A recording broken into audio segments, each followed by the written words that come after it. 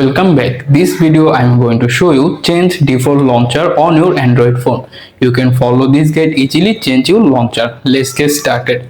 First of all, unlock your phone, open the Google Play Store app. Then use the search bar at the very top, simply type launcher. Here you can see all of the launcher app available there. Simply find the exact launcher if you want to set. For example, I am set this Smart Launcher 6, so simply tap on their name and hit the install button. I have already installed the app. Once the installation is complete, go back to your home screen, open the settings page, scroll all the way to the very bottom, find the apps option, tap to open them.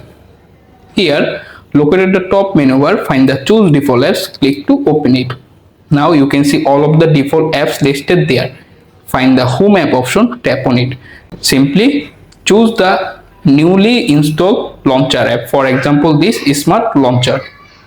Once you select it, right now this phone is set up, starting. You can simply tap on get start, continue, permission.